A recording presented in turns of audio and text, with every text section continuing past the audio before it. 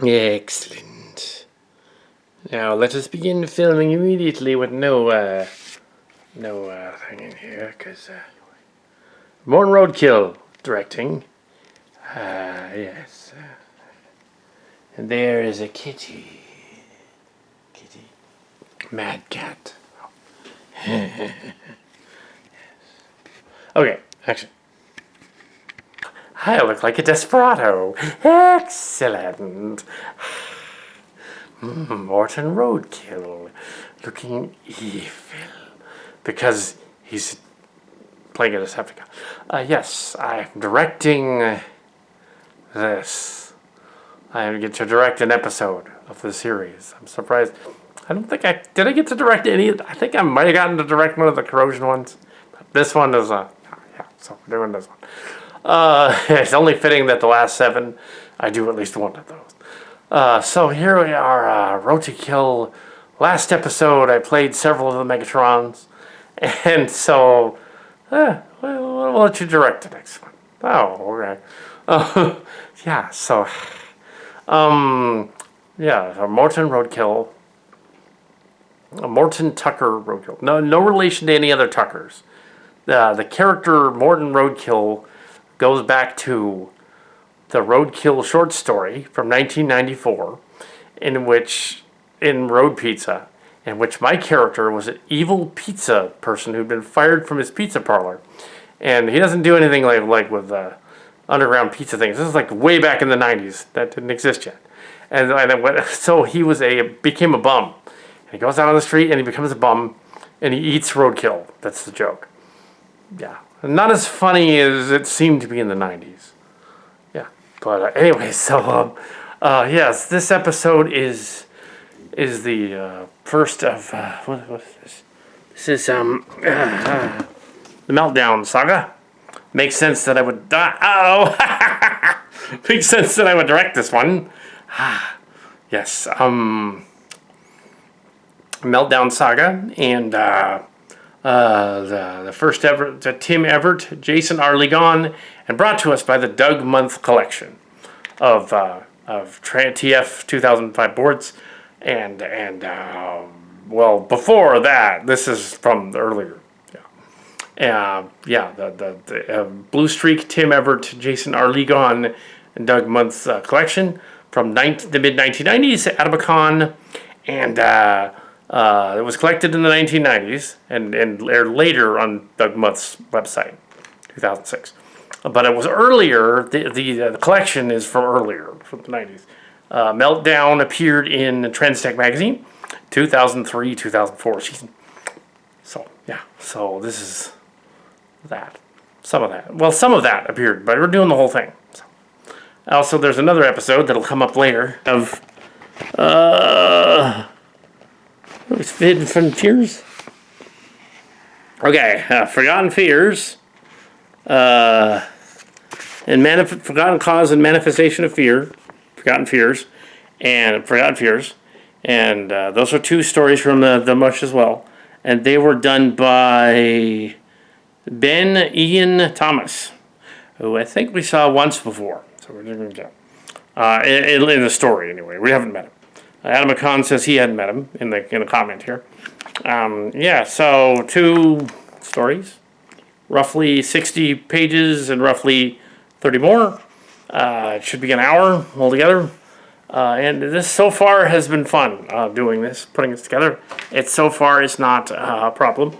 We're also testing the camera to see whether it seems to still work, even though it tumbled down the stairs. It was off when it tumbled down the stairs. The other one turned itself on as it tumbled down the stairs. It seems both of them are fine, though. It's a good thing that it was a closet stairs, but yeah, right before production. But we're going to check all the dailies out, see what's going on. This was a teaser, just completed it. I'm just doing this as it's Calicat, obviously. There aren't 3 other dudes in here. But anyway, I'm playing this character from who is kind of vaguely modeled after Jim Ticon from the original Jim Buffkin from the back in the day, and the voice of Megatron from Trans and Galvatron. Also we have, yeah, it's not him though. Yeah. We had him on the show a couple of times. He's got like the Butthead to our Beavis, the Beavis to our Butthead, going back and forth. And that's surreal. I think it was 2014 or 2015. We had like 2015, I think. We had him on, and we had us doing sketches and things and talking about Pine Hills. So yeah, we did a reunion thing because it was 2000. It was 2014, so it was a reunion special from '84 to 2014 kind of thing. Even though Jim had a 2004, we did one, and then 92 we did a reunion, and then 2004, and then 2014. Yeah, it was not really the reunion. It should have been like 89 and 99 and 2009, but it didn't end up that way. So it ended up being like in the middle. Anyway, but it ended up 2014. Yeah, yeah, one of the Starcrackers guys. It was also surreal that more of his footage appeared in the Starcrackers movie in the 2014 release because he was there. So he included some of his other footage. Yeah, that was cool. So he was one of the Starcrackers guys. Better at the camera than we were at the time, which was interesting.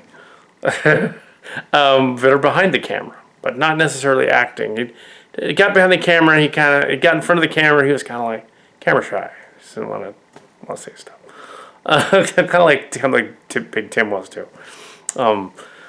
But we had no problem in front of the camera, as you can tell. Yeah. So, yeah. So, yeah. This is so far checks out. Looks like so we're gonna go on, and it's gonna be glorious. Yes. Yeah. So, not gonna ramble on too much. But this is one of the earlier stories that we liked. That was in the MUSH. I think it was probably actually last in Transtech magazine, and only part of it was included. I think it was just Flame Out, one of the other ones, because I don't recall this particular scene being in that magazine, that issue. I think it was the later one where they're on the planet, the shuttle crash. It's a little later. Yeah. I think it was Flame Out. Yeah, that other one. But yeah, there's a little 3-part, 60-page thing, and then there's a 30-part page. So it's not a bunch of short stories this time. It's a bunch of short stories by the same guy as a trilogy, and then it's another story that's another 2 parts. Yeah, so that's what's going on. So yeah, and we don't know them. We know that Doug Muth collected those stories on his 2006 boards thing. And that's where we got them. So he didn't necessarily write all of them, he just collected them, like Catamus collected the other ones. And if you were looking very closely at the last episode, Catamus did indeed appear in an episode. Yeah, he was Rumble and Frenzy there. And he is again Rumble and Frenzy. So, yeah. And I think he's Bug Bite in this one too. I'm not sure. I think so. But yeah, and yet it's another story where we give us to the ensembles and the minor characters doing something on a planet crashed. We like those kind of underdog stories where they're crash doing things because that's more interesting than the commanders all get together and go to Vector Sigma. That was fun too once in a while, but we really like to do the underdogs, what they're up to, the grunts and what they're up to. Because that's more interesting than what the commander's up to. So this episode is started out like that. We're like, oh, okay, I like this one. So yeah. Anyway, so yeah. Desperado. The masked Avenger. Mask is the mighty power that can save the day. Mask. No one knows what lies behind the masquerade. It was funny as masquerade and masquerade is the same thing. So some of the people are doing like the Mask theme song, and they're like singing it, and from the cartoon from the 80s. Another Transformers ripoff, but with a Knight Rider kind of feel to it. Later became Team Knight Rider, very similar to Mask. Team Knight Rider, very similar. I'm sure that's what they were thinking. Yeah, we're just gonna do Mask with Knight Rider. It's totally what they're thinking. But it goes the other way. It goes back and forth. It's like, no, they were kind of GoBots and Transformers.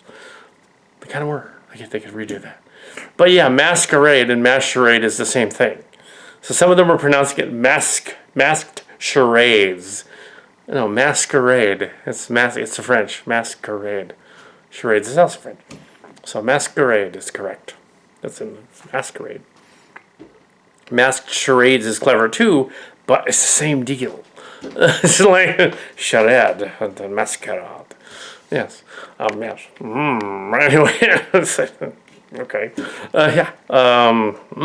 So, yeah, he would play charades in a masquerade. You see. Yeah. Well, anyway, I'm going to check the dailies. So, here we are again. Didn't get to do hardly anything at all tonight. Rather, I don't know what we're doing here. We have...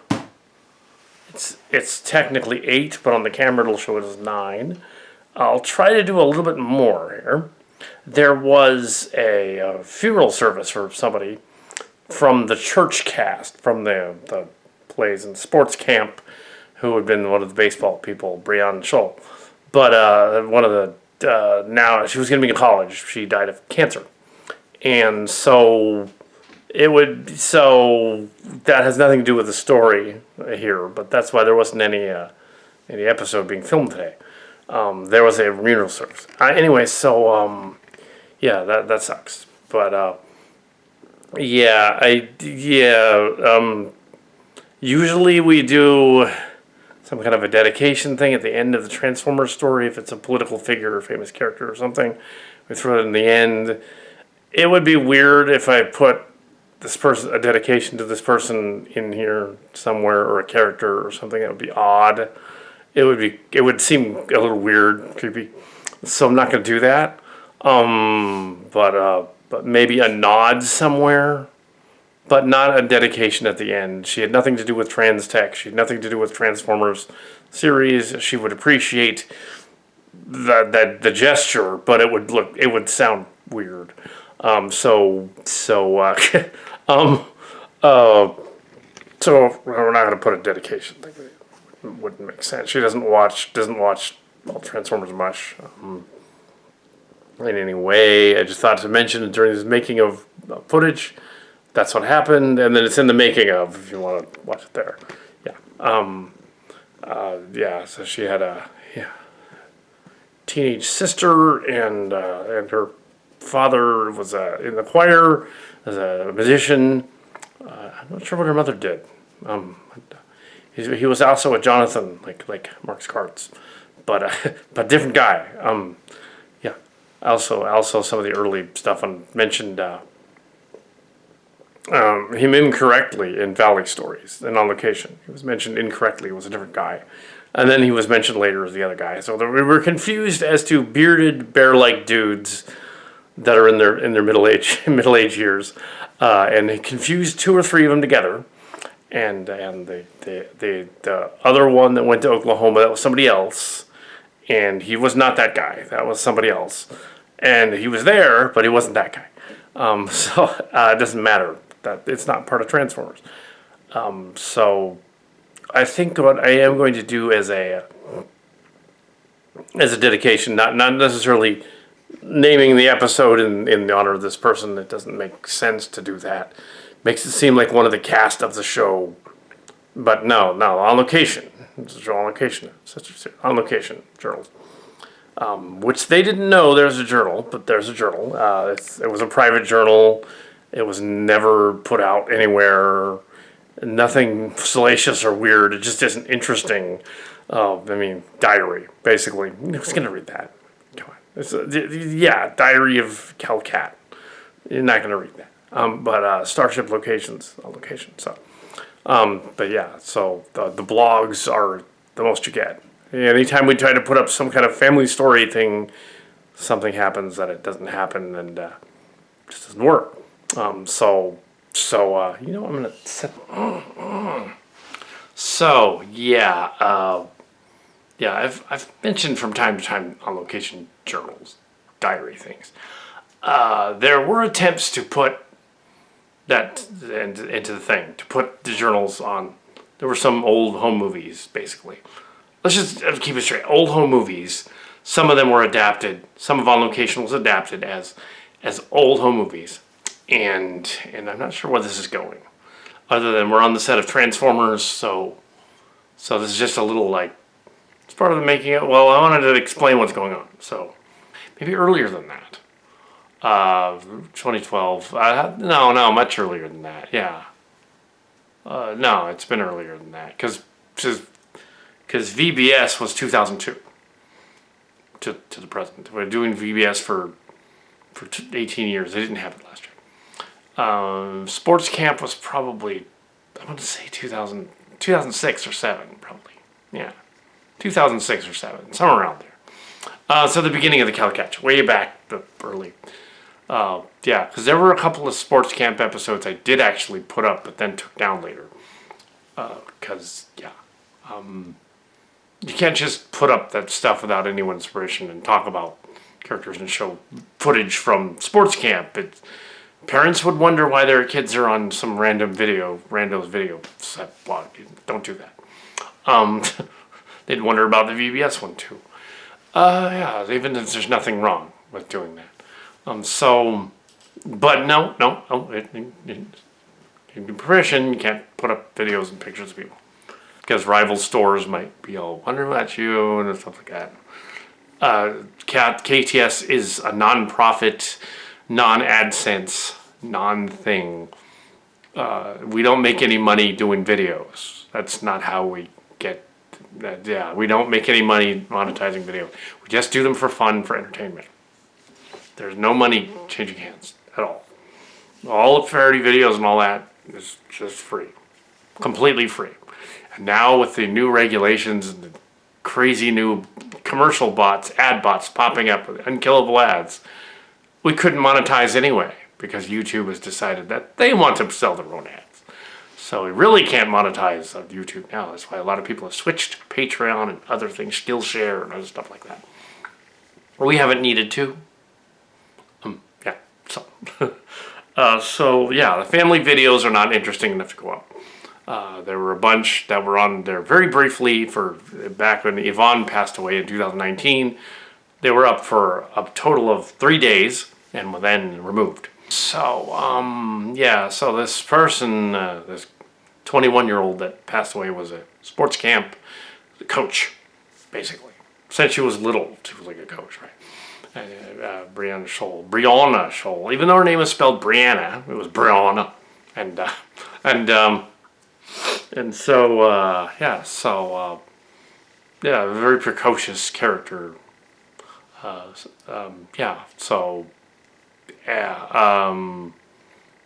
And was indirectly knew of my niece and nephew from SAP Productions. So so if that footage of the ancient birthday party with bees was online, it's not, from 2007 on Sarah's bee birthday party when they were like 10. She's in that somewhere. She's in that party that happened.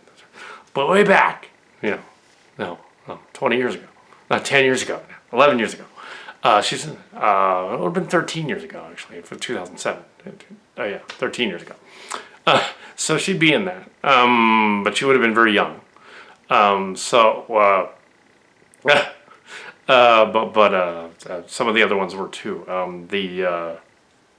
But they're not my cast. They're Sarah's, niece's cast, not my cast. But there was a crossover between the sports camp.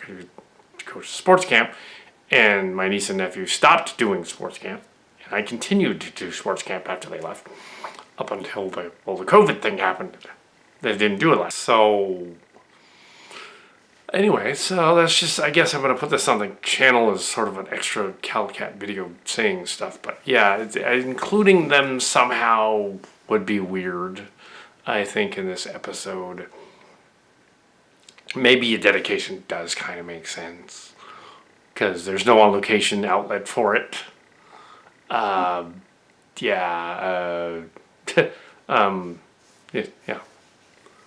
So it wasn't COVID, though. It was cancer.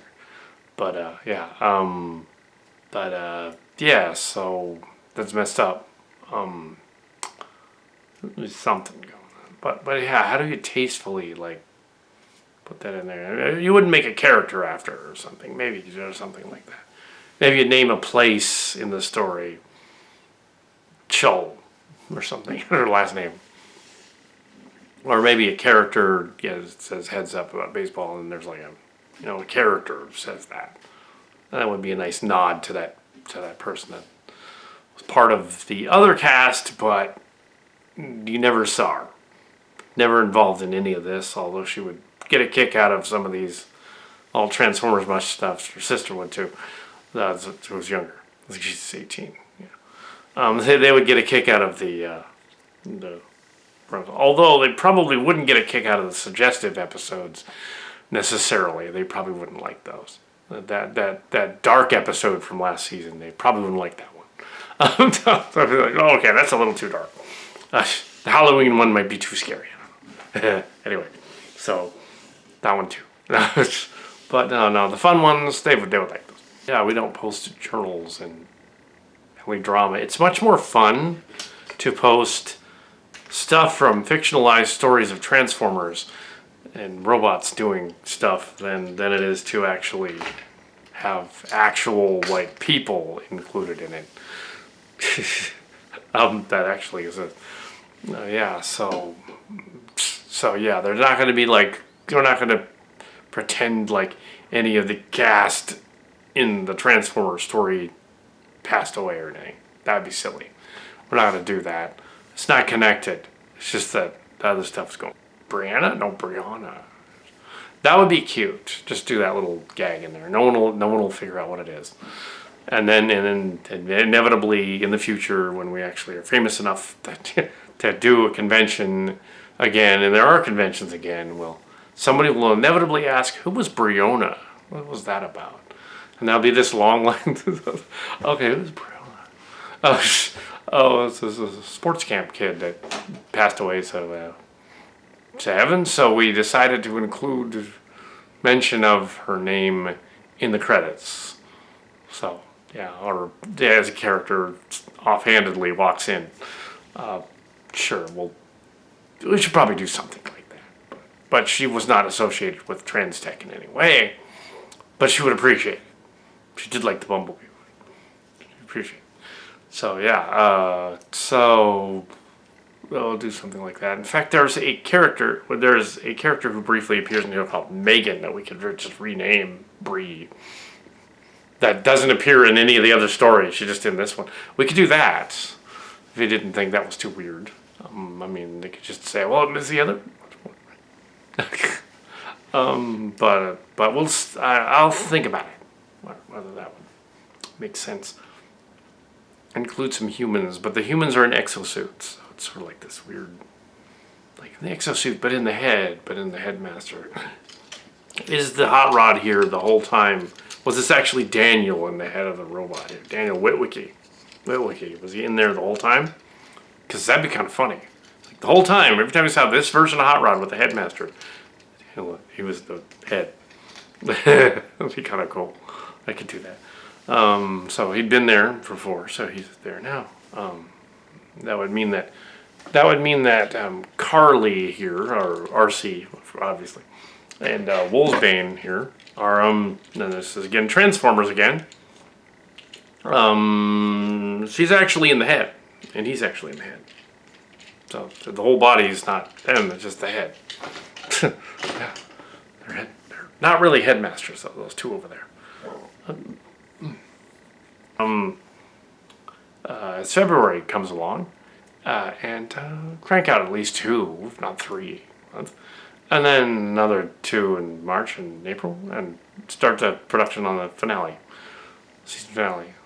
Season finale is tentatively titled Shared Hallucination. And according to Mark's cards, that seems very similar to WandaVision. I haven't seen WandaVision yet, so I said no spoilers. Yeah, so I have a feeling that WandaVision is going to be very much like the Fallen Planet story from Cillian Space. Very, very similar. Because, yeah, that's the only way that universe even works, is if it's all, yeah, it's got to be a fantasy thing. It's got to be what's going on. It's got to be. It's like, oh, it's a holodeck kind of thing or something. Psycho holodeck thing. That's got to be what it is. There's no other explanation for why it would exist in that universe. But I haven't seen it yet, so I don't know. So I've done some trans episodes like that. And it turns out that Mark's Cards has seen 4 episodes of Corrosion of War that end and has not seen any of the rest of it. It made it sound like he'd seen more of it, but no, he's only got up to 4. He got up to the one where they leave the Dramadon base. That's part 4. So he did get to part 4. They're going to leave to go to Cybertron. Uh-oh, he's got to watch the other 3. Yeah, so they're not on Cybertron yet. Oh, yeah. So that's where he is. He's far behind. There are several episodes after that. There were 18 in the first season. There will be 12 this season. And then the MUSH is over, as far as the MUSH is concerned. I guess this will be added to the MUSH too. But it's behind the scenes. So I'm kind of already reiterating what I'm already doing. Yeah, so... Okay, this is the 31st. There's just a little snippet from the story. I started late again, but it's the 31st.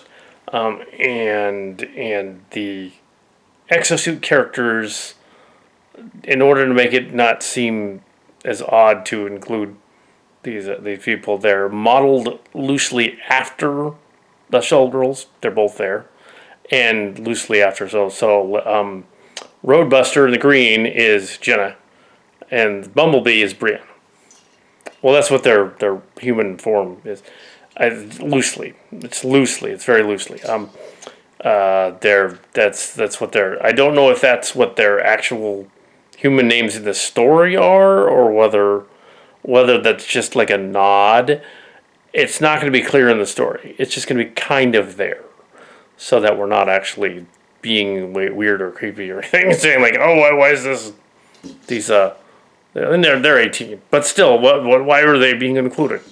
It's because of one of these on location characters passed away, and I wanted to have a character in honor of since it's probably not likely that we could make them name a park, the baseball field after them, the one girl. It's not likely we could do that, but someone else in DPS and church group might be able to put up a plaque. I commented that in a blog on the other channel. It's going to be, some of that comment's going to be included here. There was a funeral service yesterday for this person that's on location, or was, and not involved in Transformers. They are avid Transformers fans, that family. So it would be cool to have one of them play Bumblebee and the other one, just as an homage. It's sort of like how Penumbra's in it. It's sort of like how we included the early on. We included that Sure Shot character and that other scenario. That was 2 other people based on an on location character. So it was Henry and Chris basically. For pretty old, long time ago, on location characters. So we've done that before in this. So if you don't know where they came from, it doesn't matter.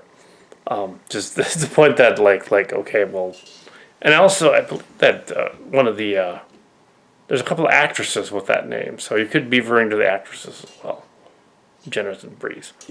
But clearly the characters are, to us anyway, are clearly modeled after those 2 precocious characters.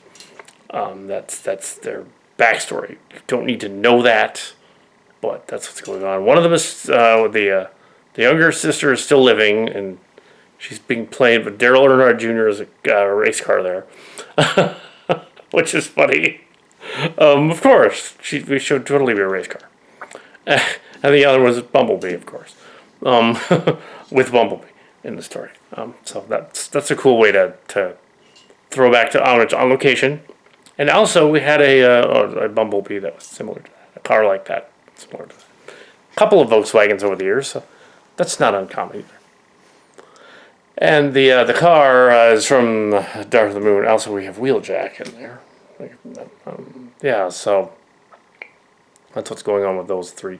They will be referred to as the Transformer characters, though, and not as them. But that's what we're thinking. So you know, in the making of, okay, that's what we're thinking. They're still going to be Bumblebee and the other Roadbuster, and there's Roadbuster over there as well, and Hot Rod Daniel.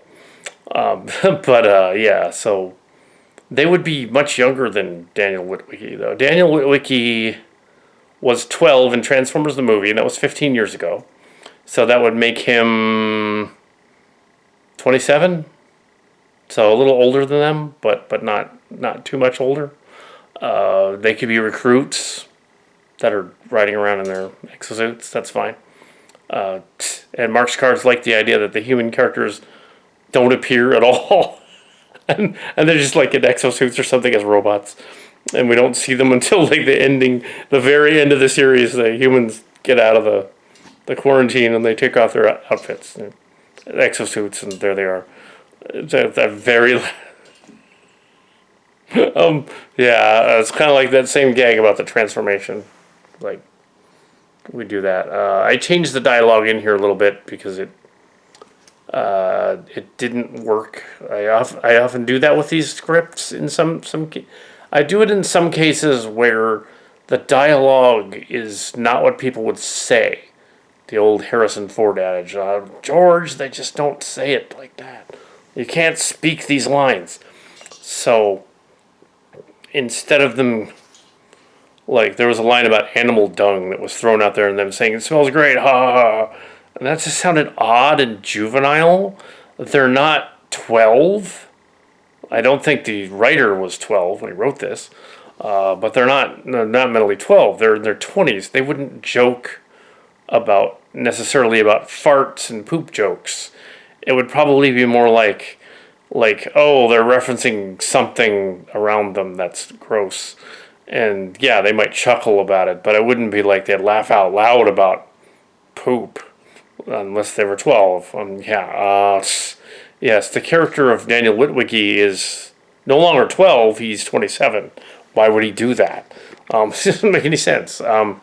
And yes, the story does take place around 2022 or so in the story, so it's a little later even in the story, but we changed it to 2021. Yeah, so it's still 2021 in the story. It's about 9 to 10 days after the events of the last story, and they are crash landed on Earth in Brazil somewhere. So they're on Earth. They were in the script in Brazil, but I'm not sure if they probably are. I guess they're probably. So some of them are on Earth, and it's not the usual Autobots and Decepticons from the last two stories. Notice that some of them are, but some of them aren't. So you notice that they grabbed a bunch of other Autobots to have them be in the story, so they could be the underdogs, going through the motions and thing again. Because get back to that sort of, we don't need the primes to show up in every scene, kind of thing. It's okay in some episodes, but we did it to death in the last one with the 5 Megatrons. So this one, it's a lot less Megatrons. Yeah. So, but it worked in the last one because of what the wishing rock thing was doing. Oh, there was a little behind the scenes also of Mark's cards of the how the Scythe of Destiny would work, and that it's not really a wishing rock, that it's actually more like an entropy device, and it basically enhances your desires, which is not sexually, obviously.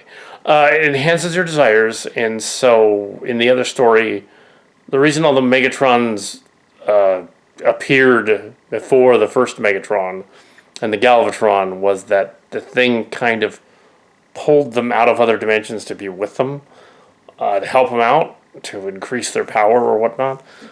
Sort of like those Minicons used to do in Armada. And the Discons also. The Discons actually are from War for Cybertron. They're not from Adventure. And Blaster and Soundwave are from War for Cybertron. So it's more connected to Generations War for Cybertron than Siege War for Cybertron. We have a lot of those newer ones thrown in there too. And also a quick shout out to Theo's Awesome Transformers reviews over there in I believe England. He just got a Dirge and Ramjet. I was not able to get mine.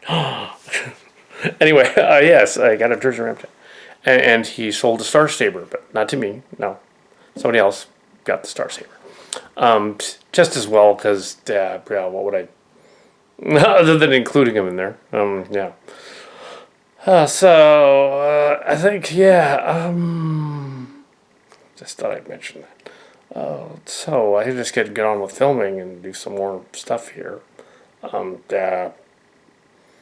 Whereas the other stuff is on location, it's not going to make any sense because they're not related. Although they would get a kick out of being in MUSH, they just don't know about it. Transformers MUSH, not directly. I think one of them might know about it. So yeah, but not the. They've I think they say they'd seen the Bumblebee movie when we did, but some of the other Marvel movies. I think they may have seen. It wouldn't have been in the current ones. They would have seen. One of them might have seen Space Bridge, possibly. And I know that Scott Boyd, who was a friend of theirs and a friend of ours, the original cast, that he definitely watched all of Transtech, and and he thought that was very creative that two guys did all that over a period of several years. That's kind of awesome. We wanted to improve that with Space Bridge and make it even better, and now with this one. And the funny thing is that it's still one or two guys. This time it's one guy technically. All of this season and last season. Yeah, it's just creative consultant Mark's cards is not allowed to come over for the quarantine and all that. So yeah, it's all Calicat. So if it's messed up, it's all my fault. Yeah. So no, I didn't mess up the lore too bad. This other guy commented in his story that he didn't like that Grimlock would say me Grimlock all the time, and he didn't. He wanted to bring Ratchet back, even though Ratchet was dead. And I didn't do that here. I decided, okay, the Grimlock seed is funny. And I'm going to have Grimlock say something about that, instead of just having it be in the notes at the beginning. So he does. He's all like, one of them turns to him in the story, and he's like, so Grimlock, why do you keep going me Grimlock all the time? He's all, I just want to sound like a caveman. And he's like, well, that's a little weird. And the other guy, and he replies, well, I could say I Grimlock Smash, but that doesn't sound good. So there you go. All right. Oh, so we have cat person and dog person robots over here doing jokes about poop, but making them slightly more the culture, let's say. But yes, yes. Unfortunately, you can't smell it because it's it's video. Yeah, no smell-o-vision. And no, we're not going to cross over with WandaVision because I haven't seen any of it yet. These scripts are already pre-made, so they're going to do these scripts and then go on. So try not to watch other shows during the making of the scripts. Just makes us fall back a little bit just to do that. Yeah. Just a note, in the script it says that Spike Whitwickys dead. That's not true in this version. So he's alive. Also, the Nebulons don't become like binary connected to the other ones and go crazy. That's not what's going on. It's a space plague in this version, and that's why they have to stay in their exosuits. They don't want to become Transformers. They just have to stay in their exosuits. So yeah, okay. That's. I thought I would add that to the making of. Yeah, brief making of moment here. Bumblebee has a copy of the personality traits of the Brie character. It's not her. It's a copy of the personality traits. So her memories and personality were copied to the robot. So it's not her. So yeah, that's how they can do that. And the other one is the person in the exosuit.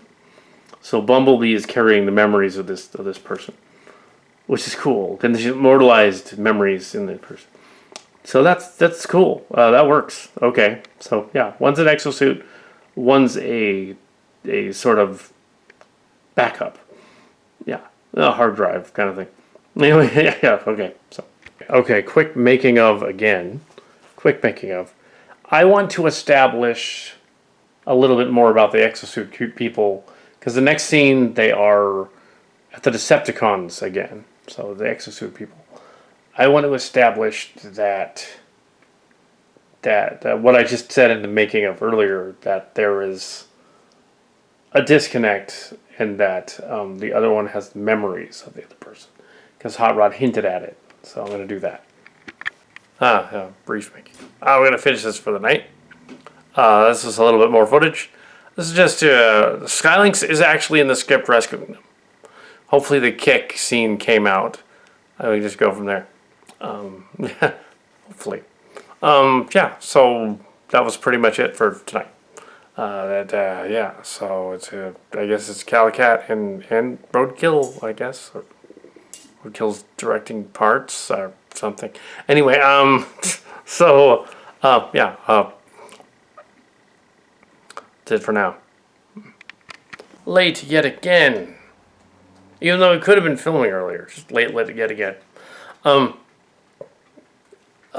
This is the Jason Lee Gone section of Meltdown. Flameout, I think. They're in Cuidan del Fuergo, the city of fire. I think it's something he made up. It's not in the comics, I don't think. It's sort of another version of Fortress Maximus. In this case, they're just in the city. The rest of the episode, you know, they're all in South America. There is a Robotech connection, which we'll soon see.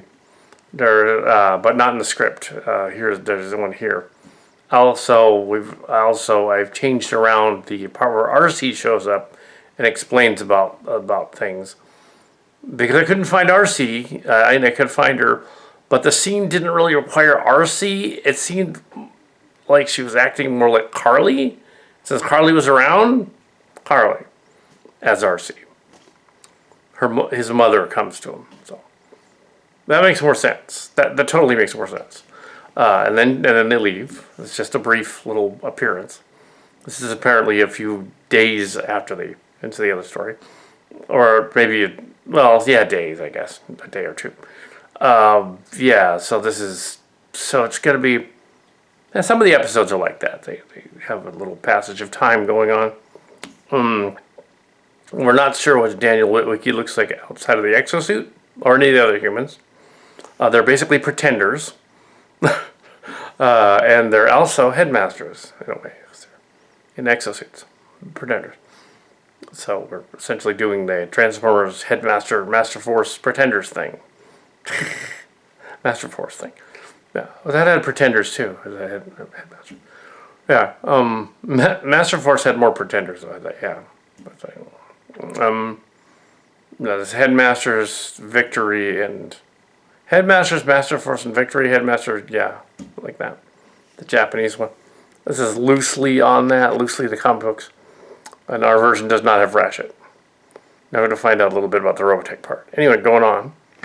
So what I did is I took some of the dialogue from Daniel Whitwicky encountering his friend Ciudad, who was, I guess, the head of the city, and gave it to the Jetfire from the other timeline, who's been trapped here. Same kind of idea. He's trapped here. He's been here for 3 years, roughly. He's been building a ship, and it's a tie-in to Carga, because he's been building his own SDF with Robotech technology. It isn't what slowed down the other ones. It's just that they're building 2 ships. The SDF 1 and 2 in the other timeline being constructed here, this timeline. But to what end, we don't know. And the JDOS cat is probably a third one somewhere. Yes, probably. But yeah, they're Titans. They're making Titans. So we're gonna go. This is just a little nod to the Jetfire Skyfire fans from Space Bridge, giving us a little. What happened to that guy? It's like, why can't he be the guy? Yeah, why can't it actually be the other Jetfire that's a little bit more Robotech-like? And he's building a base. Because you figure it would be. But his universe is gone. It's in another dimension. It's gone. So it's kind of sad for him that his universe is gone. They address that in this story as well with RC and the other being older and all that stuff. And I thought that's not going to be RC. That's going to be this other character that I'm going to do now. Okay, this is sort of the dialogue scene between the Hot Rod and the girl. This is the scene that was RC originally. I've given it to the girl here. The kick butt. They're our junior robot. Here we have let's see. It's probably not evident from the story per se and it was very difficult to do the first part of this because the other stuff was better, but this was all the other stuff going on and we're right into the story. But Jason Ligon's story, I believe this was the next one. This is Emmert. Was Emmert the first one and this was Ligon. Emmert's is short. It was like 5-10 minutes. And it was about Emmert, the Ligon. I think that's the right one, isn't it? Let me check that. Buster. Let's see here. Let's check that. Let's just see. I know what I'm talking about, do I? Okay. Jason Ligon. Okay. 26 to 35, 34. 8 pages. 26. Okay. The Jason Ligon section of this series of short stories, Meltdown. The Jason Ligon section is 8 pages. I just did those 8 pages just now. But I changed a lot of the dialogue to match this series because it makes more sense. And I wrote it into the story that the human that Hot Rod knew has a similar backstory to that recently passed location character, but it isn't the same person. But it's similar. And there was an attack, on a Decepticon attack, and she was killed, this character.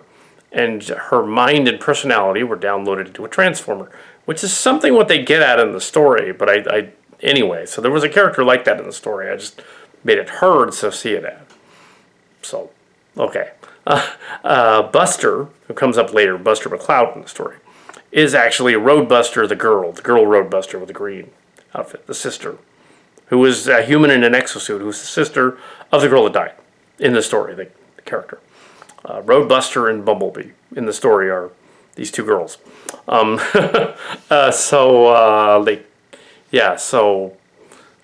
in this story, I think they're probably a little older than the actual ones in On Location. I think they're a little older. They're a little closer to Whitwickys' age. But he was their sort of, not their commander. He was sort of a mentor character, and they were soldiers, I guess, in the Space Force or whatever on their planet.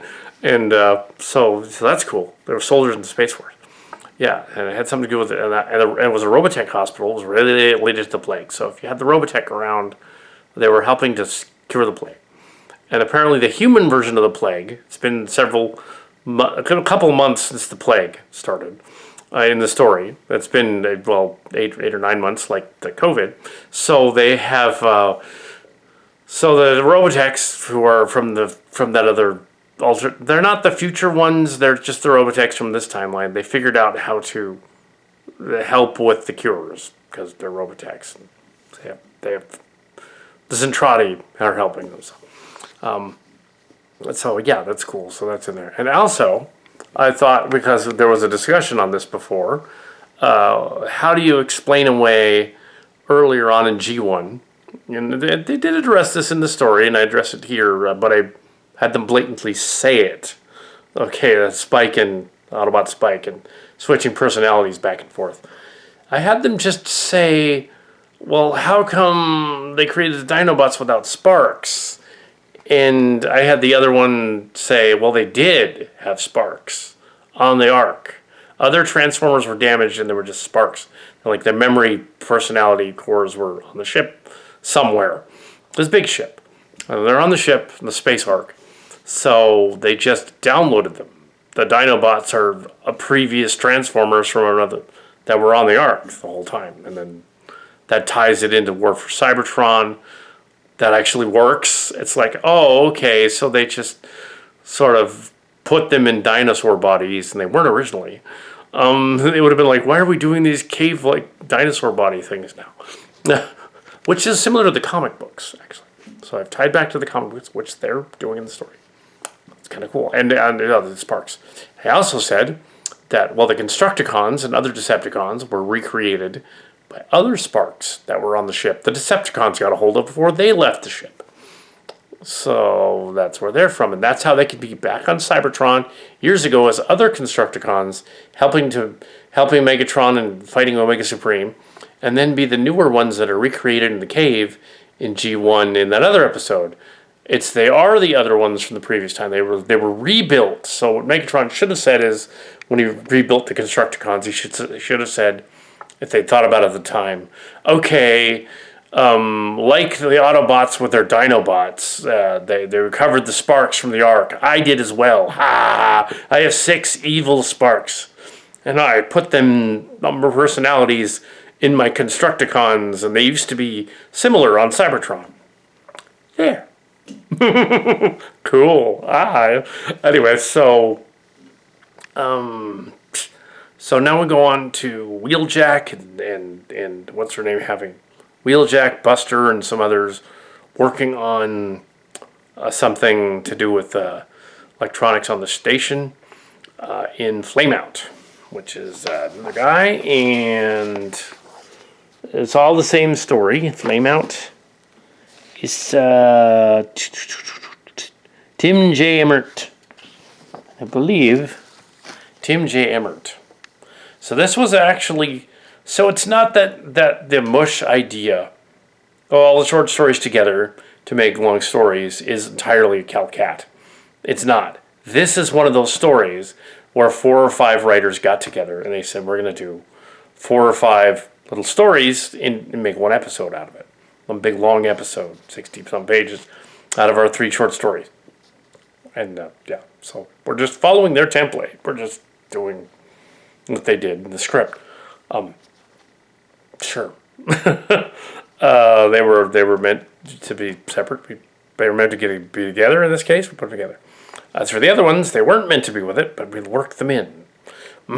So yeah. But characters and designs are being changed around, so there might be the Galvatron one might not be Galvatron with and RC. It might be Galvatron and maybe Roadbuster or somebody else. Just to make it different, just to make this episode tie into the rest of it. Maybe the last one won't be officially what it said, but in the script, but it'll be someone else, like we did here. We could try to find the RC, but it wouldn't work.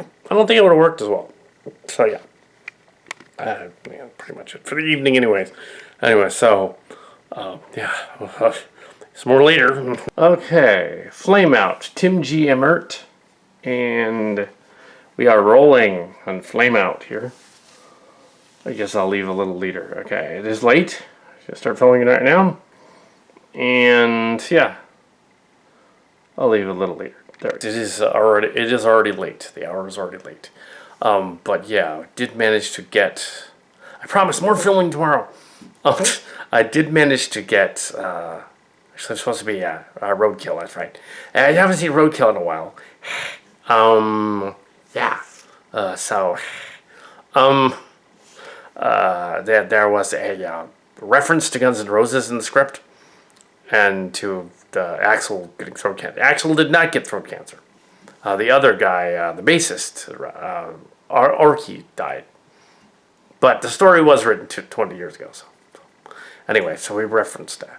Also, there was going to be a scene where they go to the auto shop, the bar from Transformers MUSH. That was prevalent in the stories. Also, a similar bar setting was used for the Trans series, Trans 2. And we didn't want to do that here. It just throws the scene off. So I decided, why don't we just... We're almost about 40 pages into the story, of a 63-page story.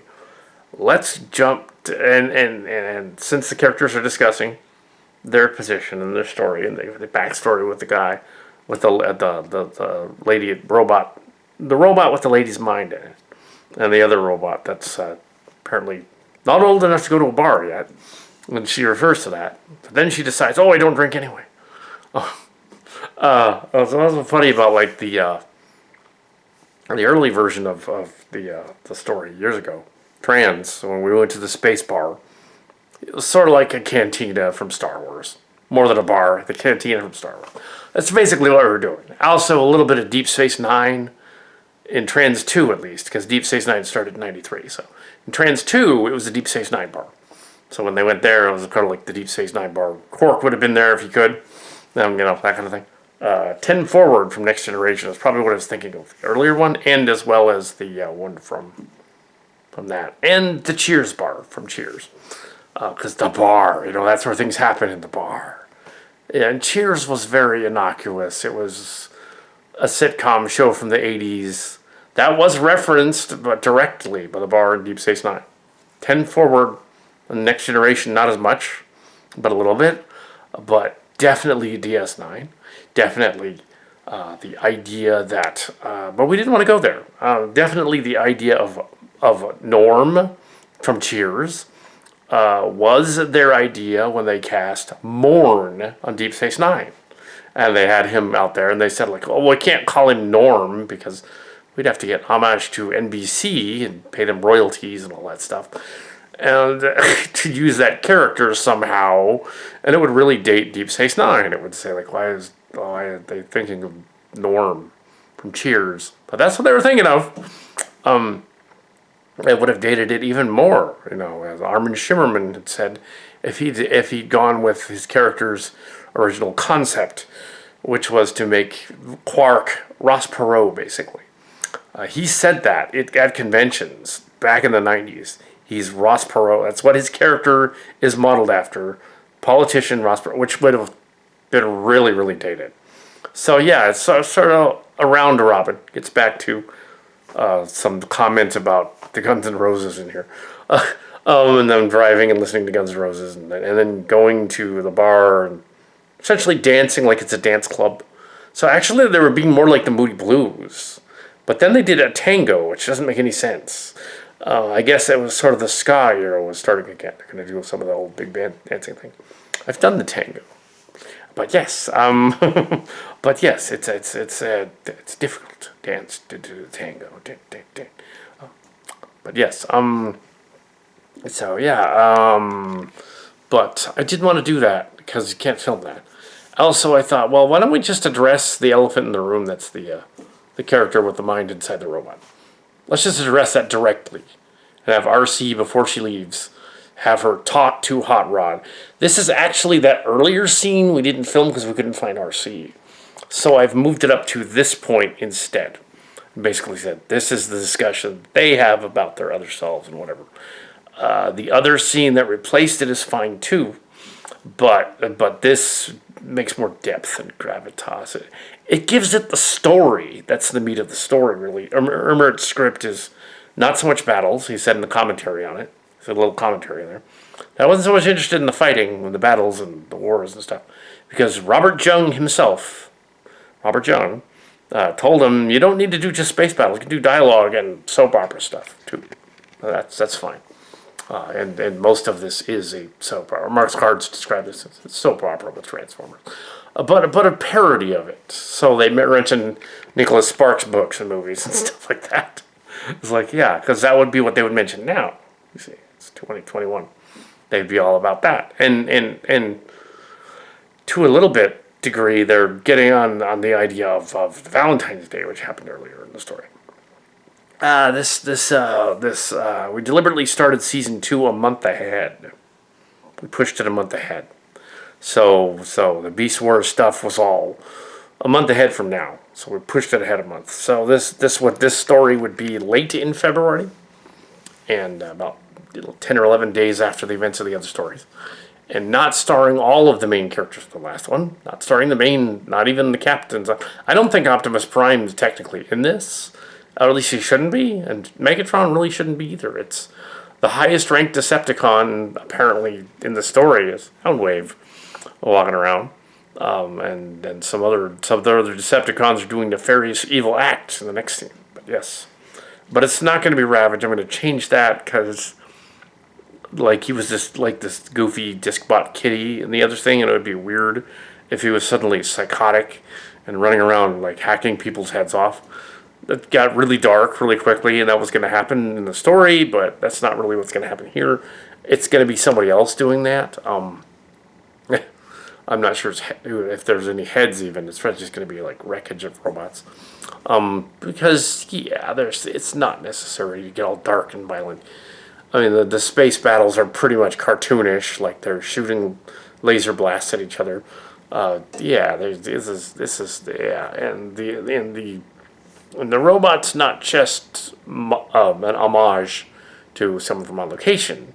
The robot is a character in the series that actually has a backstory related to the other human there, and so it's and reimagining a Buster Mccloud as a lady, which is interesting. Cool. Well, that works. And it's his sister, her sister, and it's the robot. Yeah. So the Mcclouds are in this basically. So that's cool. As robots or possibly siblings of Buster, just using the name Buster. She doesn't really. I think they called her Jen in this version, and the other one is Bree and Jen. Oh, so yeah. So we have. So it's an homage, sort of. It's sort of like how we actually did the other ones. It's sort of how. Yeah, but it's not Ravage. It's somebody else, and yeah, it is odd that the scale is weird.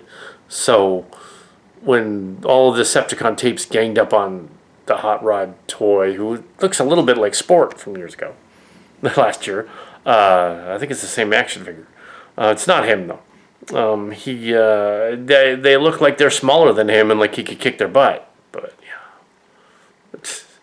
and also we threw the Spike thing in there. That's interesting because the Spike thing is connected to the other version of what there was a leaked Transformer script that got out that had Spike getting his name from being electrocuted. Oh, that's how it became Spike. Apparently the Whitwickys and the other timeline are actually dead between I guess at the end of before Age of Extinction they're dead, but after the third movie they're all dead. But in this timeline, they're alive.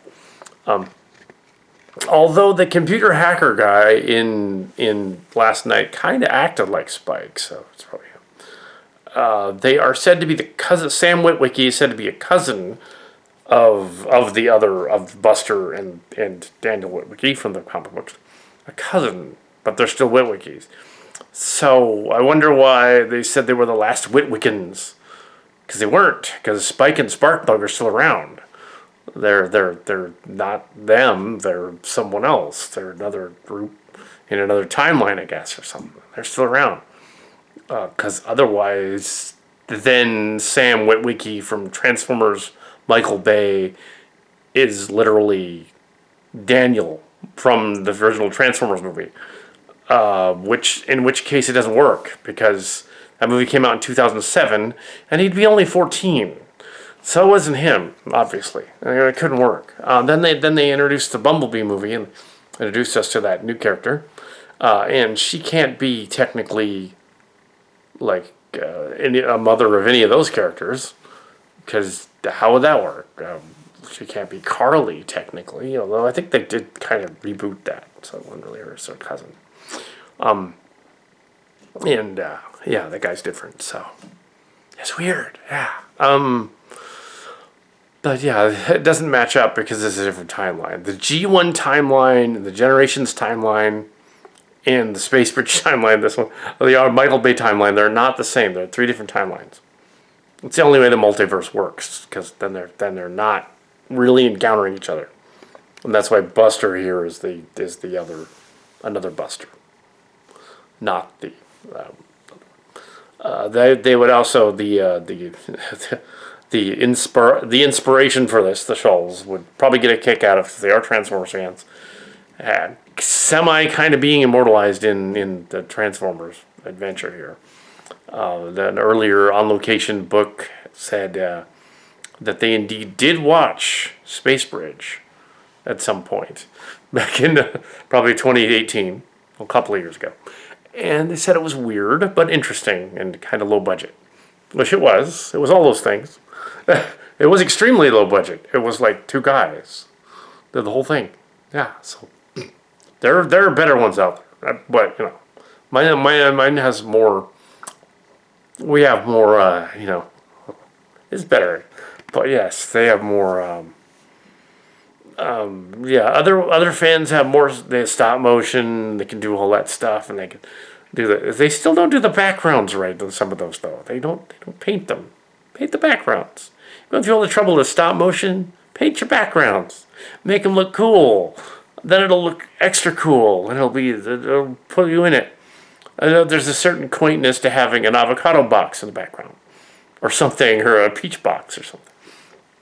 Like in one of the bloopers in Star Trek Chimera, if you watch there is a bloopers reel. It's weird, outtakes reel, and you can watch the. There's an avocado box in the background in the space set during the scene, but yeah, during the scene in the Celestial Temple. So slight, briefly making of.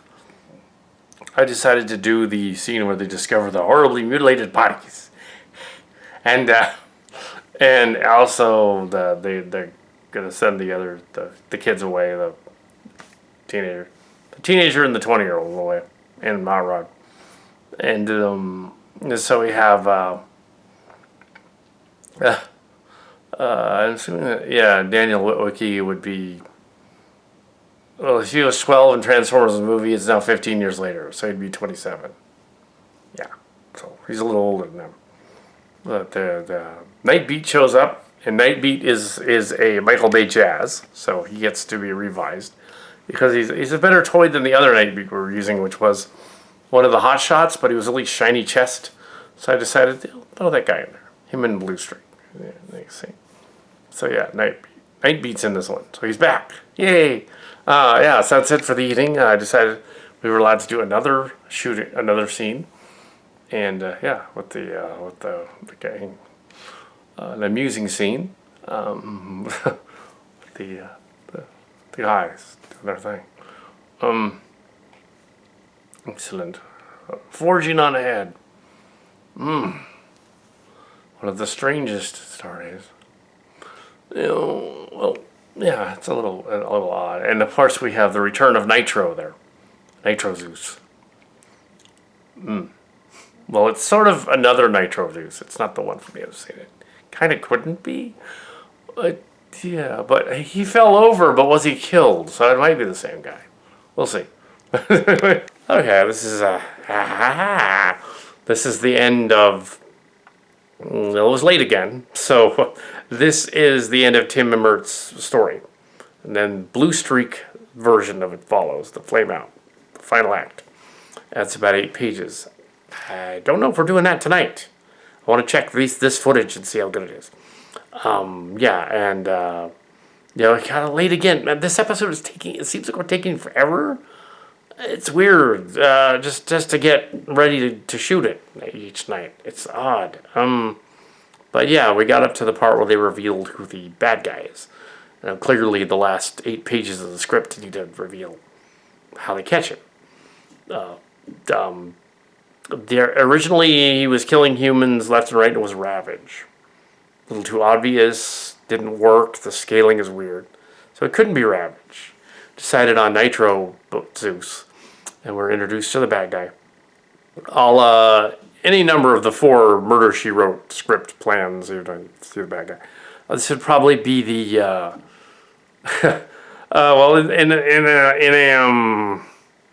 in a sense, mystery novels have about 4 or 5 different mystery stories, just like sci-fi stories have 4 or 5 different sci-fi stories. Fantasy stories do the same thing. So there's only a few variations of the same theme. In sci-fi, man versus man, man versus nature, man versus nature run amok, man versus monster, that type of thing.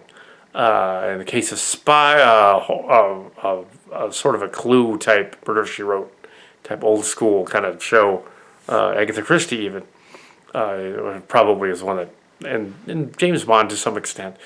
But Arthur Conan Doyle definitely, Sherlock Holmes definitely. You have 4 basic mystery plots. The bad guy is revealed in the first 2 minutes of the story. That's one of them, and you know it's him. You get to the end, and there's a variation of that. Is the bad guy in the beginning is the red herring, and we don't think that's him. That's what I did with Soundwave. Soundwave's the red herring. He's not the bad guy. It's really obvious he's not going to be the bad guy. I think the red herring is a little too obvious, but that's okay. Second plot is the monster is someone else that's jealous. A jealous someone else that's introduced about halfway through the first act. It's the jealous person. It inevitably is that person. And then they'll throw a monkey wrench in there because 2 and 3 and 4 are, it's the bait and switch. You thought it was the rich uncle, or you thought it was the butler. But it wasn't. It was actually this other guy, and the butler was working for the good guys the whole time. And then, of course, there's a Scooby-Doo ending, which is in every Scooby-Doo story. You had no idea that it was Mr. Anderson when they pulled off the mask. It's all, get you pesky kids. You had no idea. They just pulled that out of their, the clues weren't even there. They just, yeah. Fourth one's, the clues weren't even there. It's man versus nature, man versus the monster once again, and the red herring and the levity of that, the idea that you have so it's a mystery story. And I changed up a human was actually damaged in this robot suit scene, but I thought, no, that's a little too close to home because of how the person it's loosely based on. No, I'm not going to do that exactly. This character is loosely based on somebody real, but there was no space raid on the hospital. That doesn't make sense. By robots, that obviously didn't happen. Nobody was executed. But in this story, it was a Transformer story, so we're trying to tell a sort of a action caper thing with not a lot of battles going on. You make it a mystery. And that's what you do. So here's our mystery. I'm going to watch the daily. Greetings. It is. Hopefully we'll definitely get through the 8 minutes of this story today, and definitely into the next one. If not, do the next one. But there is a leaf blower in the park. What's going on is that in the last scene, we actually started on Blue Streak's part of the Meltdown script, Thunder. We actually started on that one when they were in the sick bay. The med bay scene is actually the part of that 8-minute episode. So we started with that because we kind of changed some things around so that a human wasn't actually mutilated, but it was a robot. Just because that makes more sense. The leaf blower is temporarily stopped. But it'll start again.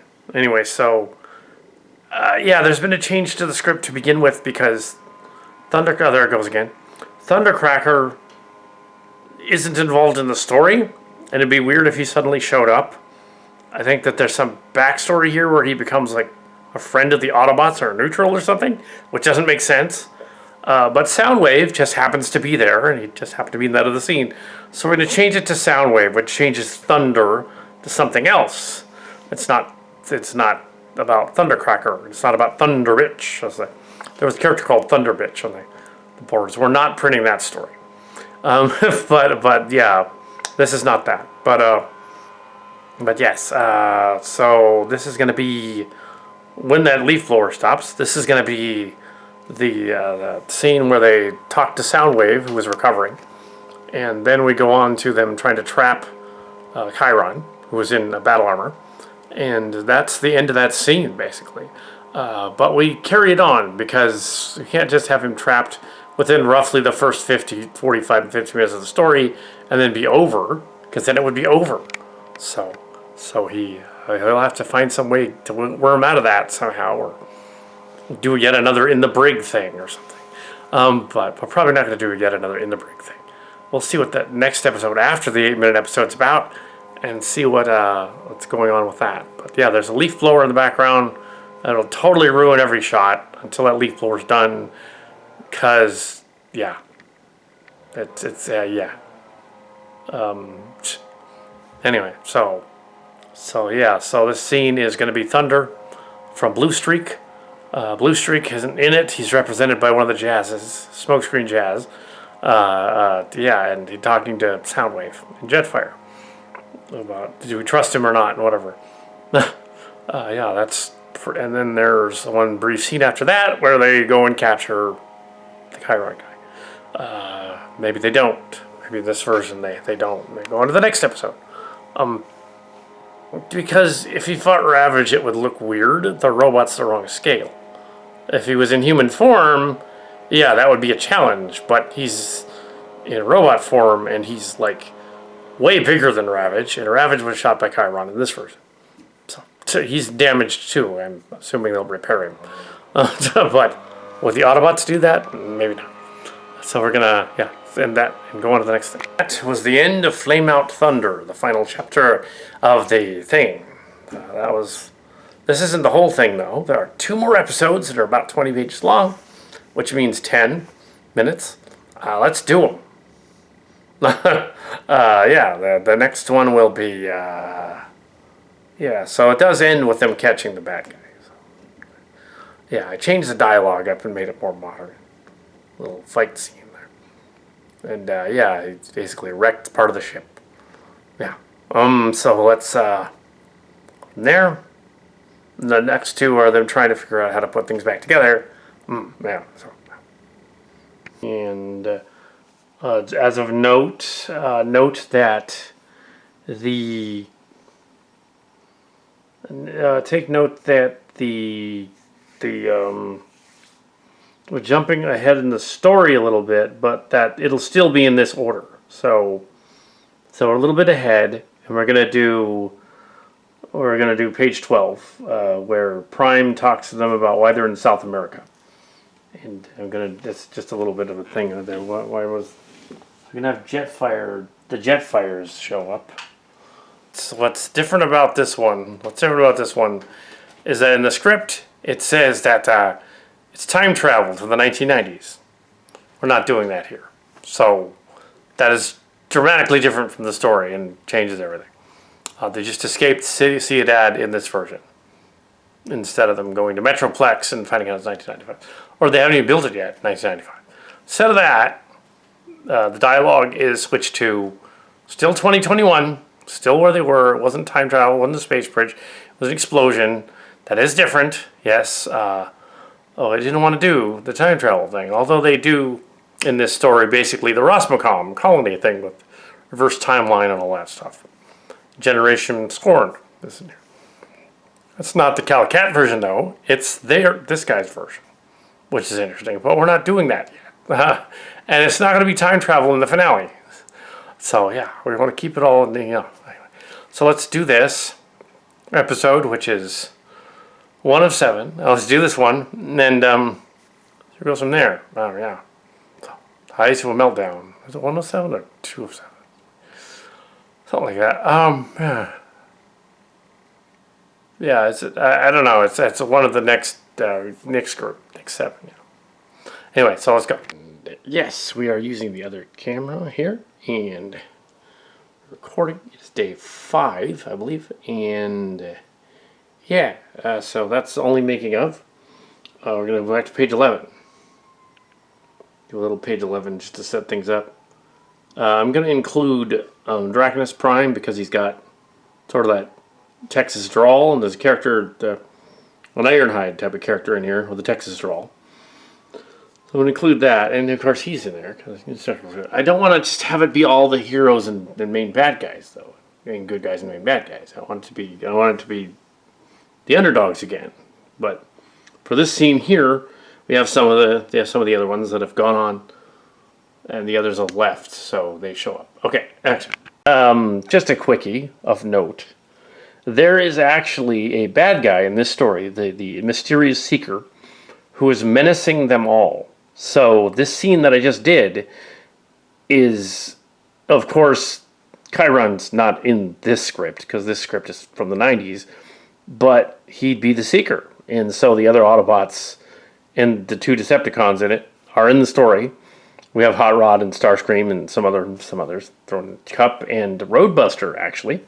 So yeah, they are in the scene. So this scene is actually from the script, believe it or not. Excellent. That was the end of this particular episode. That was it. I'm going to go on to the next one. This one was considerably rewritten from the original story. The original story was a time travel story to the 1990s from 2005. And and it had Ironhide and a bunch of other people from a parallel universe where the Autobots and Decepticon factions had split earlier. And there was like a different universe kind of thing, very similar to the Rosmacom story and the Generation Scorn story sequel. The Carta 2 story. This guy was apparently a fan of, because the MUSH was out there. Adamicon and Catamus and Cat and all that. They were there, and then this guy clearly read something like that and said, it'd be really cool if I do this too. So he did. Yeah, it was not based on a Jung story. It was based on a Catamus story. So there's this weird sort of, it's a reference to that other guy's. He probably didn't know where he got it. He probably assumed it was a Jung story, but it wasn't. Anyway, so we're going to go on to the next one. And I'm not going to ramble too much about this one. I'm going to go on to the next one and try to get that done, because there's not a lot of dialogue in the very last one. Do it. So we are leaving Forgotten Cause and Manifestation of Fear, which was by Ben Ian Thomas, who said he had a southern accent in the story. And it was compiled by Roadkill. Roadkill compiled it. Yes. It was beautiful. Yeah, the time travel part didn't work. Anyway, so we have one next to this short story. It's shorter than that one. Referencing Suzanne, one of the editors. And also, this one is Lewis Smith. And it's Shadow Sphinx, Stranger in the Mirror. Let's go on to Stranger in the Mirror. Catamus probably remembers this one, and Adamicon as well. The Power Matrix is referred to in this story, right about there. Power Matrix. 1999 story. Power Matrix. Where is it? Power Matrix. Right there. Power Matrix. See that? This story is written by a dude named Lewis Smith, in England. Lewis Smith, 2 February 1999. This story predates the script of Trans Tech. And it apparently has elements of Trans Tech as well. So, yeah. So Trans was apparently a thing as well as the Power Matrix. Even back then. It was a thing that was there. Just thought that was interesting to point that out. And the technology of the Transformers, soon he will be revived with combiner technology. Eliminate the nebula. They're eliminating the nebula. That's stupid. Okay, but just thought I'd point that out. Yeah. So, this is a revised scene. This is page 9 of the final leg story. And it was going to be set up with Galvatron. Scene revision has said that we're not using Galvatron and Zarek in this. Because that's introducing too many leaders and doesn't make sense. And it doesn't make sense for it to be Alita, but RC, who's in the story, it makes sense if it's her. So let's do that. This is that scene. So we are... Yes. We are just pages away from the end of this. I thought to address the fact that Lewis Smith's story here is is rather a mess. And the reason that we didn't use the last 7 or 8 episodes is they're kind of a mess. So season 2 would have been a mess for the magazine as well. This one is, although it does mention the Power Matrix. For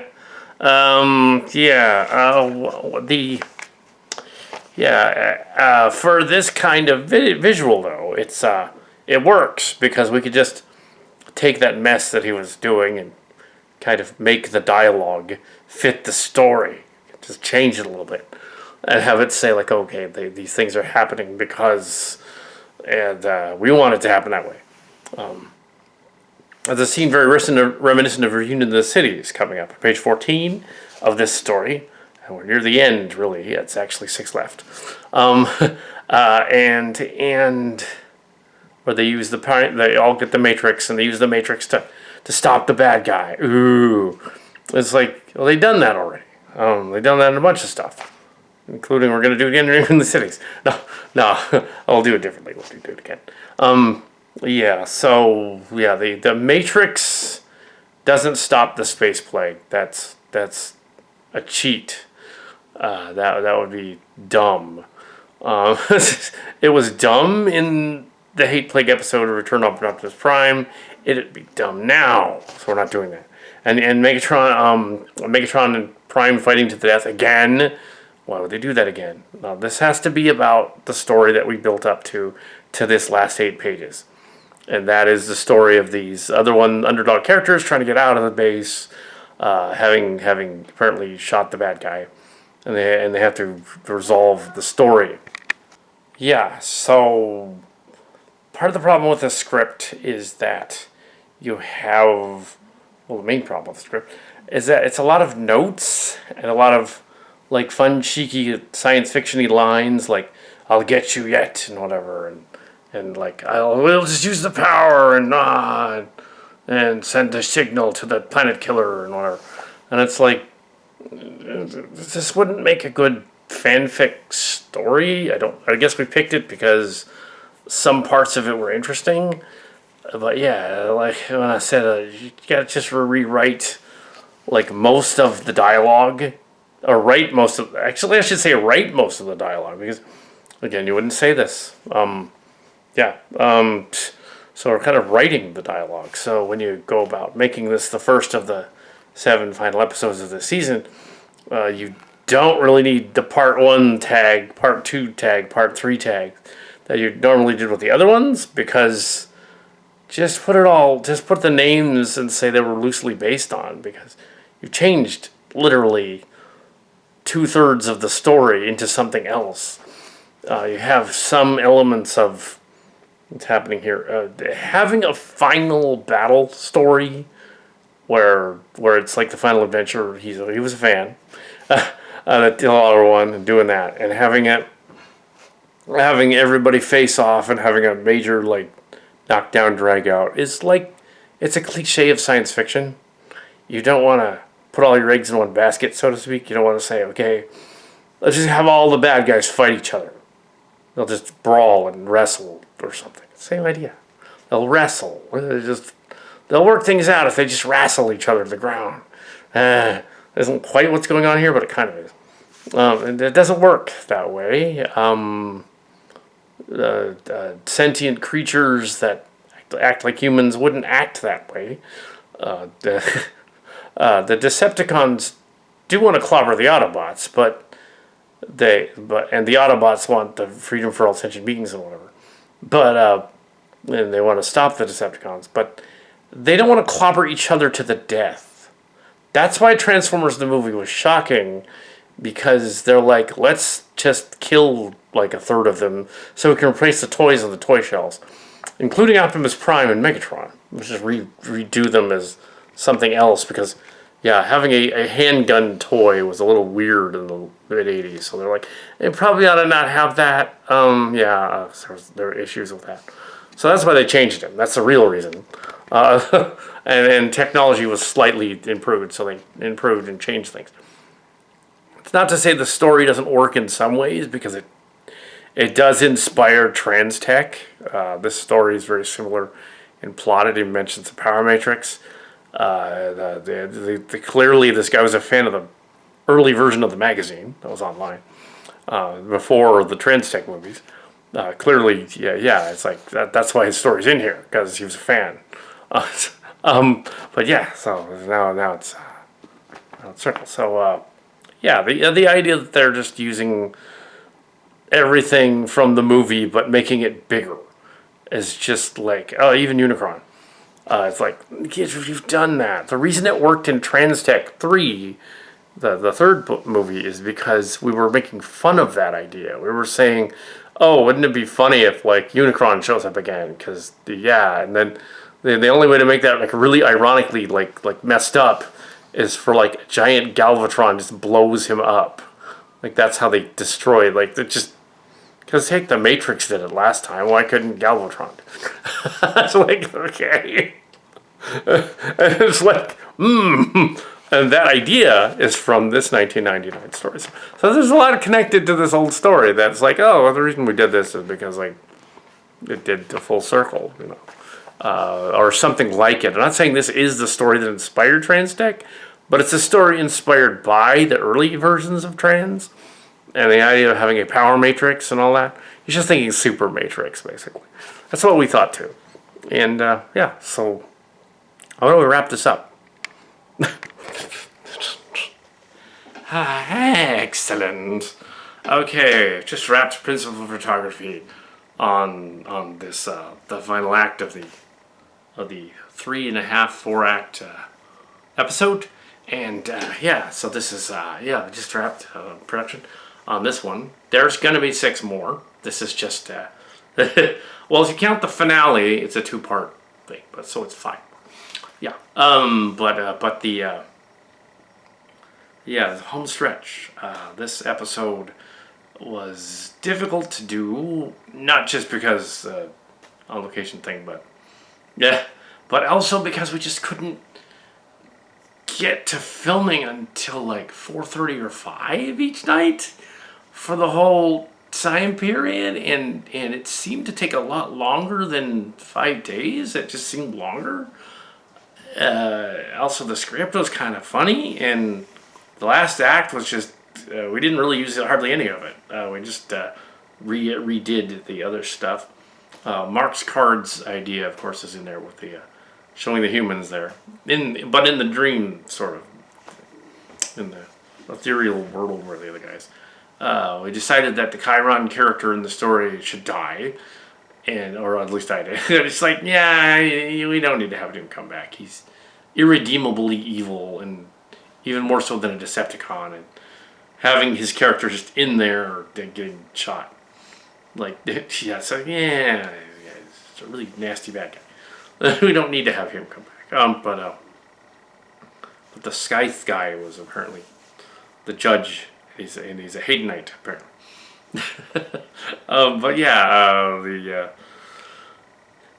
so I just reiterating other stuff that I came up with. I think it works better because you don't want to just have the whole last 20 minutes was all lines from the show being said again, but ramped up to 11. They're basically saying, like, oh, okay, all the Gestalts fight, and then the Quintessons build a big Gestalt and they fight, and then they try to blow up the Earth and knock the moon out of orbit, and there they all fight. I think it was probably written by somebody with the mentality of a 12er. But the story, it is the nuts and bolts of it is the same here. We changed all that. We made it more the simple story of the dialogue of the characters, and it really became something else entirely. Roadkill was involved in fuck you, and Roadkill was involved in the story, so he changed it anyway in the other version that aired. It wasn't his version that aired, and it's interesting that the story was a lot like Transtech 2, Transtech the series 2, 1 and 2, in some elements, some places. I think it's a coincidence, though. I don't think that, like, the script for Transtech Part 1, at least, was written around the same time, but I don't think it was necessarily influenced by this story. The story is 20 pages and laughably short. I don't think anybody. But yeah, so when you put this episode together, it's one of the 7. Just list that's based on short stories by the names. Don't need to say what the short stories were. Short stories by the names, and then go on from there. Because really, the whole thing is completely redone to fit this narrative. So it's a reboot of those stories, and we had to put them in the narrative and have the story, tell the story of this character, Bree from space, who joins with Bumblebee because her memories get downloaded to Bumblebee, but it's a copy of her memories given to her. We're not sure who did it, but it was probably the robot. It was probably somebody working for the robot Hotlink that did it. I was able to put it out there because she was actually the good guy. Yeah. So she's there was a character similar to this. It isn't like it's entirely we're paying homage to an on location person. It's that this character was in there, just as different people. We just sort of brought them all together and said, they should be this one person. Then that makes sense. It's not really a quintessential dissident that's charging after them. It's Chiron. Because then people would understand that Chiron. Okay.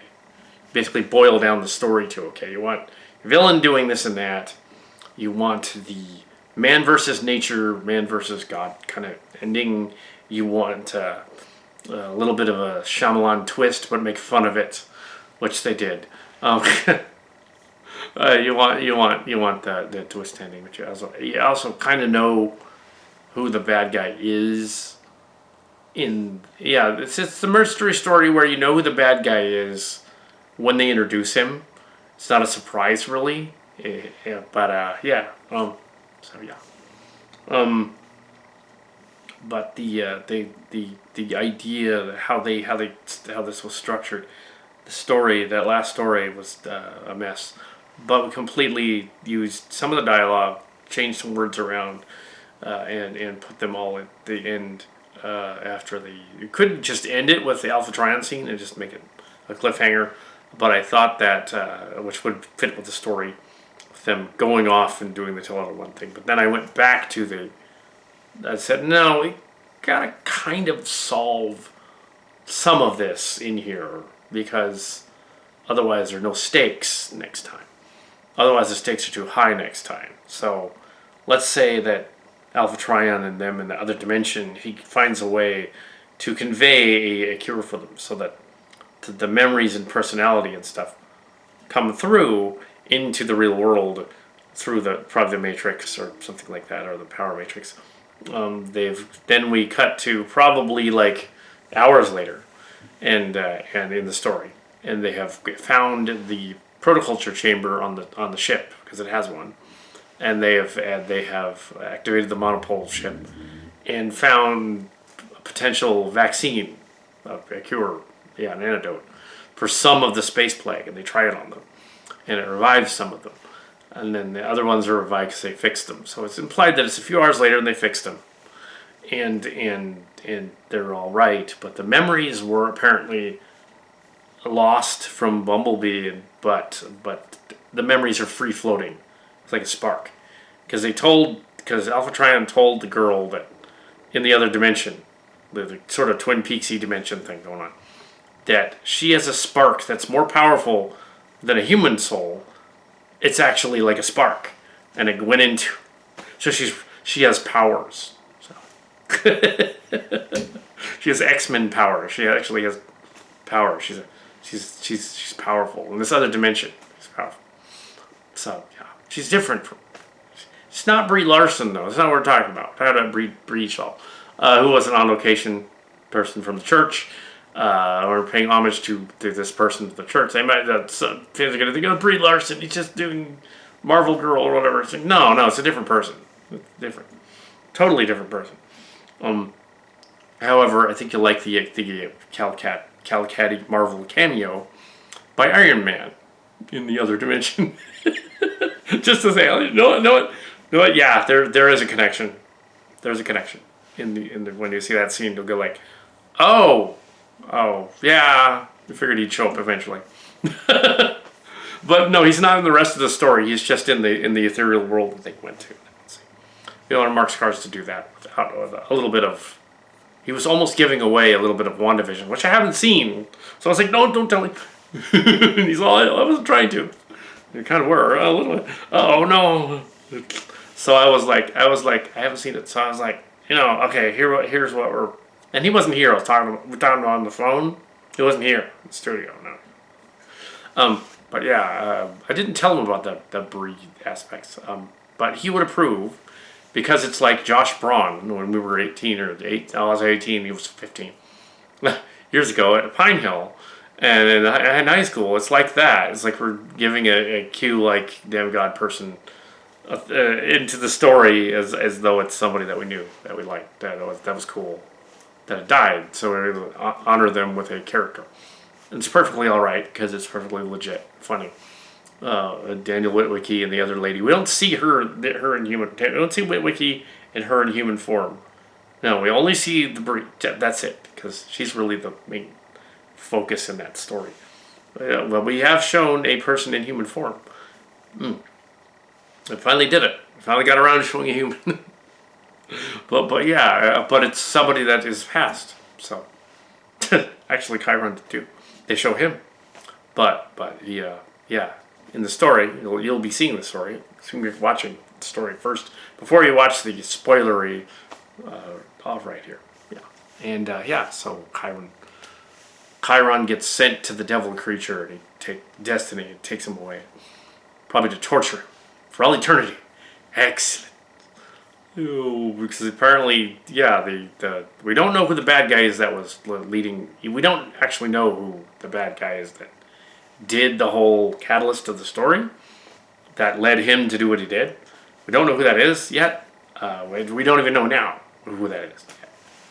So we have no idea. That's kind of like how Star Trek Discovery Season 3 was written, where they were all like, we haven't figured out how the Star Trek, the Star Trek show, they were like, we haven't figured out how the burn got caused in that story. We just didn't.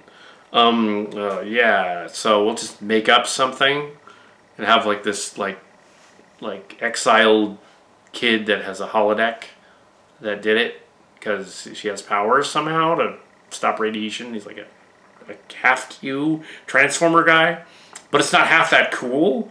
It's just that he's like on the planet and he doesn't know he's doing all this stuff and he's totally innocent, but he doesn't realize it.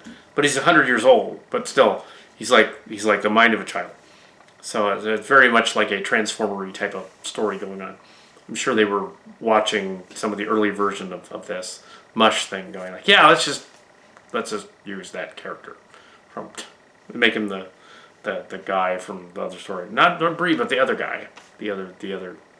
Yeah, we had a humanoid character that was responsible for last season running around. So this season too, but didn't know it. We had Draconus. He was vaguely responsible for stuff that was going on. But we had last year it was Rakshi and Draconus. Yeah, so Rakshi and Draconus and everybody's fine. And then we're gonna go on to other episodes, and I don't know how much we'll see of the character that I just introduced.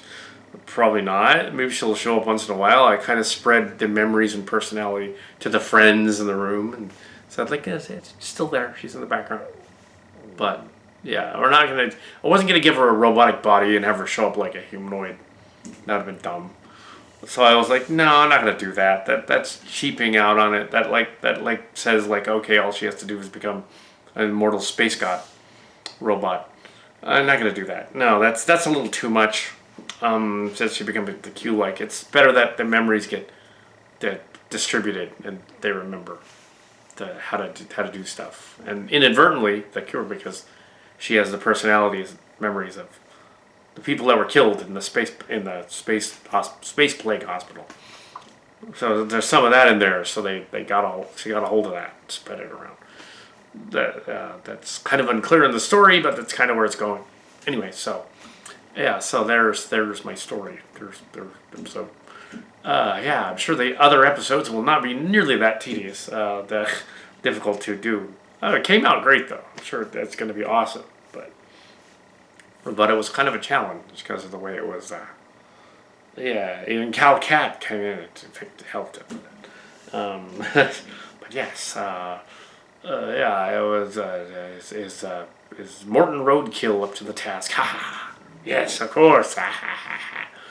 Megatron shows up and Prime shows up. That was a little difficult. We thought maybe no, I don't want to do that, but then we figured no, they kind of have to, because it is the final act is about them showing up, and we wanted to keep it back to the original, the other people figuring things out. It isn't Prime that figures it out.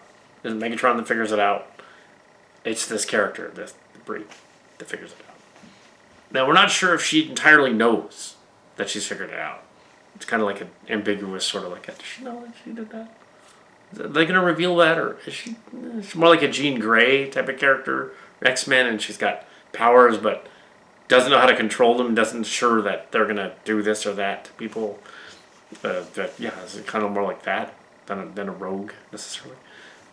And that's a G.I. Joe. I think it's a G.I. Joe rogue sort of crossover character. Anyway, but yes, X-Men and Marvel. And yes, it was hilarious doing Tony Stark in there. Oh, Duke from G.I. Joe, the movies, the live action movies. Oh, he's just like so. To which the fanboys will wonder, how did he get permission to include Iron Man in his fanfic? They clearly know, what's going on.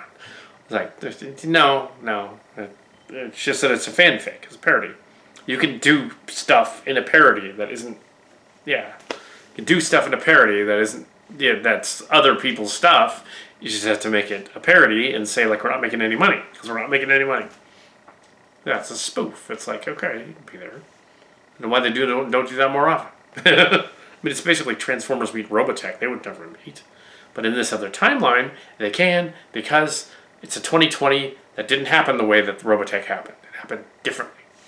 It's the middle of the road, the Sentinels, but in a different way. Yeah, so that's where your Sentinels thing comes in. This is the Sentinels. These last episodes are this version of that.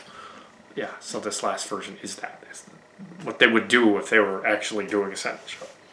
A reboot of the Sentinels. So yeah, that's what we're doing. But with Transformers. So we're throwing in the Transformers. Listen, Trident War didn't happen because of certain things. Invid War didn't happen because of certain things. Transformers were there. They stopped it. Even though it doesn't make sense that they stopped it because of millions of ships and Invid agents and all that stuff. Doesn't make sense. But then again, having 4 million ships doesn't make sense either. And we included the 4 million ships line in Destiny, so and Canary Space. So we put that in there too in that series as an homage to Robotech. But yes, it's a mess, but it's just fun. It's a fun mess. Yeah, fun mess. Autobots transform. So a little more on this. Okay.